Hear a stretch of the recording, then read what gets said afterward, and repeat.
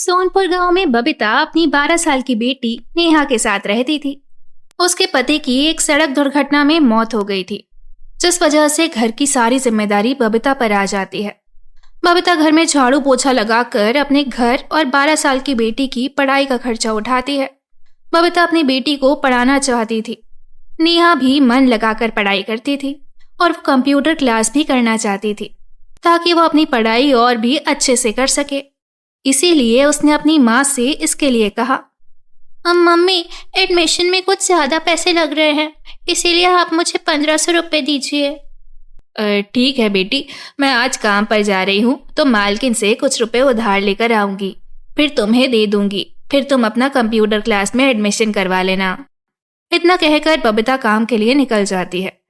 फिर वहाँ जाकर अपनी मालकिन से कहती है, मालकिन, 1500 रुपये एडवांस दे देते। अरे, जब देखो तब पैसे मांगती रहती हो। पैसे कोई पेड़ पर उगते हैं? महीने के अंत में तो देते ही है ना तुम्हें तुम्हारी तनख्वाह। मुफ्त में तो काम नहीं करवाते तुमसे। मेम साहब, ऐसा तो मैंने नहीं कहा। वो बात दरअसल ये है कि मेरी बेटी नेहा कंप्यूटर क्लास में एडमिशन लेना चाहती है, उसी के लिए पैसों की ज़रूरत है। बबीता की मालकिन ये बात सुनकर तो और भी आग बबूला हो गई। वाह वाह वाह वाह वाह, ये लो, इसे कहते हैं जेब में फूटी कौड़ी नहीं और सपने देखेंगे 5 स्टार में पार्टी के। देखो बबीता, तुम्हें बुरा लगे या भला, लेकिन सच बोलने में अगर किसी को बुरा लगे तो मैं क्या कर सकती हूँ? मैं समझी नहीं मेम साहब। देखो, तुम इतनी मेहनत करके रुपए कमाती हो, उन पैसों को अगर जोड़ो तो भविष्य में तुम्हारे काम आएगा। क्यों बिना मतलब कंप्यूटर क्लास और नेहा की पढ़ाई लिखाई में पैसे बर्बाद कर रही हो? कुछ नहीं मिलेगा उससे। यहाँ अच्छे अच्छे पढ़ लिख कर घूम रहे हैं, तुम्हारी बेटी कौन सा तीर मार लेगी? काम वाली की बेटी है, ज्यादा से ज्यादा क्या कर लेगी? मेरी मानो उसकी पढ़ाई लिखाई छुड़वाओ और उसे भी किसी काम धंधे में लगाओ।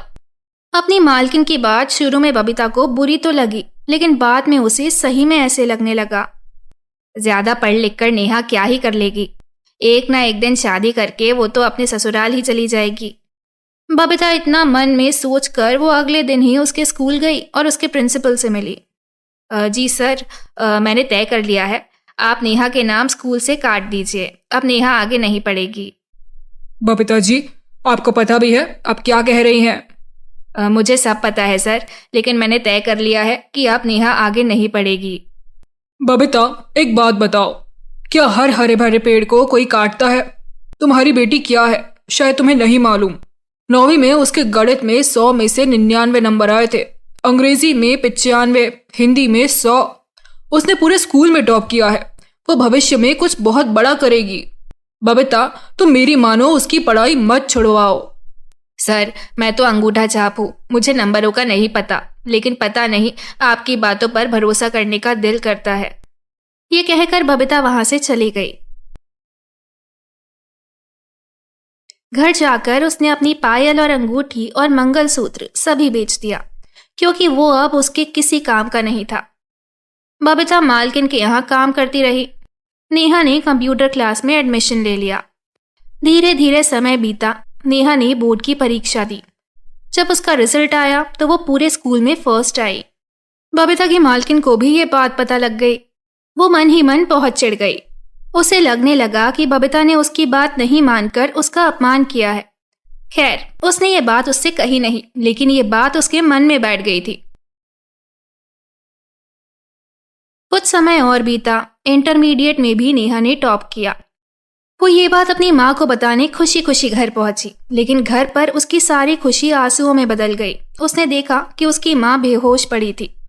फिर नेहा अपनी माँ को लेकर अस्पताल पहुंची। फिर डॉक्टर ने नेहा से कहा, आपकी माँ को हार्ट अटैक आया था। आप कुछ देर और करते तो शायद हम उन्हें नहीं बचा पाते। अब आपको अपनी माँ का बहुत ख्याल रखना होगा। अभी कुछ दिन उन्हें आराम की सख्त जरूरत है। कुछ दिन बाद बबीता अस्पताल से आ गई। वो फिर से काम पर जाना चाहती थी, लेकिन नेहा ने मना कर दिया। नहीं माँ, अब तुम काम पर नहीं जाओगी, मैं काम करूंगी। अरे, ये कैसी बातें कर रही हो? अभी तो तुम्हें बहुत पढ़ना है, आगे बढ़ना है। नहीं माँ, मुझे जितना पढ़ना था मैंने पढ़ लिया, अब मुझे तुम्हारी देखभाल करनी है। नहीं बेटी, चाहे कुछ हो जाए, मैं तुम्हें पढ़ाई छोड़ने बिल्कुल नहीं कहूँगी। मुझे आज भी याद है तुम्हारे प्रिंसिपल ने मुझसे कहा था कि तुम पढ़ाई में बहुत अच्छी हो, इसलिए पढ़ाई मत छुड़वाना। लेकिन नेहा अपनी जिद पर अड़ी रही। तब बबीता इस बात पर राजी हुई कि वो काम भी करेगी और पढ़ाई भी। नेहा ने कुछ जगह काम के लिए ट्राई किया, लेकिन बात नहीं बनी। एक दिन बबीता अपनी मालकिन के यहाँ अपनी बेटी के लिए कुछ काम मांगने गई। मालकिन, मेरी बेटी के लायक कोई काम हो तो बता देते। मैंने तो तुम्हें पहले ही कहा था कि बेटी को काम करने कहो। तुम्हें उसे पढ़ाने का शौक चढ़ा था, अब क्या हुआ, सारे शौक उतर गए। मेम साहब, वो पढ़ाई नहीं छोड़ रही, वो दिन में काम करेगी और रात को पढ़ेगी। वो ये बातें कर ही रही थी कि मालकिन का पति रवि वहां आ गए। उन्होंने उन दोनों की बातें सुनी और बबीता से कहा, बबीता, मुझे अपने ऑफिस में एक लड़की की जरूरत है। अगर तुम चाहो तो अपनी बेटी को कल से काम पर भेज देना। लो बबीता, तुम्हारी बेटी के तो भाग्य खुल गए। ऐसा कहाँ होता है कि नौकरी की जरूरत हो और नौकरी चलकर घर आ जाए।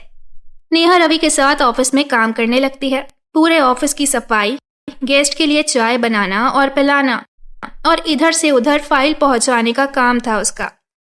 ऑफिस में जब उसे समय मिलता तो वो पढ़ाई में लग जाती। ऑफिस से छूटने के बाद घर जाते समय उसने रास्ते में देखा कि कुछ दिनों से जहां रोड निर्माण का काम चल रहा था वहां काफी भीड़ है। वो वहां गया तो उसने देखा कि एक आदमी वहां खड़े कुछ इंजीनियरों को गुस्से में डांट रहा है। मैं बार बार कह रहा हूं, लेकिन लगता है कि आप लोगों के दिमाग में ये बात नहीं घुस रही है। मेरे रहते हुए अगर करप्शन किया तो मैं बिल्कुल बर्दाश्त नहीं करूंगा। सुन रहे हैं आप लोग? तुम लोगों के करप्शन का खामियाजा जनता को भुगतना पड़ता है। लेकिन वो क्यों भुगते? तुम लोगों को भुगतना होगा। उसके बाद वो आदमी वहां से सड़क निर्माण के कुछ मटेरियल को उठाता है। क्या है? क्या है ये क्या है? ये है इसमें मिलावट, उसमें मिलावट, हर चीज में मिलावट। इन सामग्रियों से सड़क बनी तो 6 महीने भी नहीं टिक पाएगी। सरकार जब पूरे पैसे दे रही है तो अच्छा काम क्यों नहीं कर रहे हो? हम जहां जनता की सेवा के लिए बैठे हैं, लेकिन लगता है तुम लोग किसी और की सेवा कर रहे हो। मेरे रहते ये नहीं चलेगा। मैं अभी के अभी तुम सभी को सस्पेंड करता हूँ। कल से यहाँ नई टीम काम करेगी और हाँ, तुम सभी लोगों के खिलाफ इंक्वायरी बैठेगी। वहां खड़े सड़क निर्माण से जुड़े इंजीनियर उससे माफी मांगते रहे, लेकिन उसने किसी की नहीं सुनी। थोड़ी देर में वो आदमी अपनी सरकारी गाड़ी जिस पर कलेक्टर लिखा था उसमें बैठकर चला गया। नेहा जब घर पहुंची तो पूरी रात उस कलेक्टर साहब के बारे में सोचती रही। उसने तय कर लिया कि वो कलेक्टर बनेगी और जनता की सेवा करेगी। इस बीच ग्रेजुएशन की उसकी पढ़ाई पूरी हो गई। उसने उसमें भी टॉप किया। एक दिन बबीता की मालकिन कुछ काम से अपने पति रवि के ऑफिस आई हुई थी। नेहा उस समय खाली थी, इसलिए अपनी पढ़ाई में लगी हुई थी। उसे पता ही नहीं चला कि मालकिन कब आई। मालकिन ने देखा कि वो किताब पढ़ने में मगन है। उसने सबके सामने ही उसे जोरों से डांट दिया। तुम यहाँ काम करने आती हो या पढ़ाई करने? तुम्हें हम काम के पैसे देते हैं, टाइम पास करने के नहीं। मेम साहब, वो खाली थी इसीलिए पढ़ने लगी, मुझे माफ कर दीजिए। ऐसे क्या पढ़ रही थी? जरा मैं भी तो देखूं। उसके बाद उसने नेहा की किताब उठा ली। वो आईएएस की तैयारी की किताबें थी। उसे देखकर मालकिन फिर से भड़क गई। देखो, सपने देखना बुरे नहीं, लेकिन औकात में रहकर ही सपने देखना चाहिए। ज्यादा पढ़ोगे तो मुंह के बल ऐसा गिरोगे कि किसी को मुंह दिखाने लायक नहीं रहोगी। मालकिन की बात नेहा के दिल में चुभ गई। उस दिन के बाद वो ऑफिस में तो पढ़ाई नहीं करती, लेकिन अब उसके सपने और मजबूत हो गए थे। आखिरकार उसकी मेहनत रंग लाने लगी।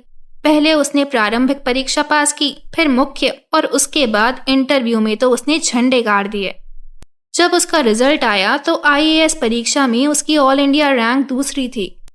नेहा ने यह बात अपनी माँ को बताई। अब मुझे तो पता था कि तू कुछ बड़ा करेगी, बहुत बड़ा। पहले तेरे प्रिंसिपल ने मुझसे ये बात कही थी। बेटी, सब तेरी मेहनत है। सभी लोग तेरी शादी के लिए तुझे ताने मारते थे, अब देखो अच्छे अच्छे घराने का रिश्ता लाइन लगाकर खड़े रहेंगे। माँ, तू ही मेरी हिम्मत है। आज मैं जो कुछ भी हूँ सब तुम्हारी ही वजह से हूँ, और तुम्हारी मालकिन का वो ताना, वो मैं कभी नहीं भूलूंगी। इस वजह से आज मैं इस मुकाम पर हूँ। हर अखबार और न्यूज़पेपर पर उसकी कामयाबी की चर्चा हो रही थी। बबीता की मालकिन को तो विश्वास ही नहीं हो रहा था कि ये काम वाली की बेटी कैसे कलेक्टर बन गई। क्योंकि उसने तो पहले ही तय कर रखा था कि काम वाले की बेटी तो शादी करके वह भी झाड़ू पोछा ही करेगी। इसीलिए हमें किसी को भी देखकर उसकी औकात नहीं तोलनी चाहिए।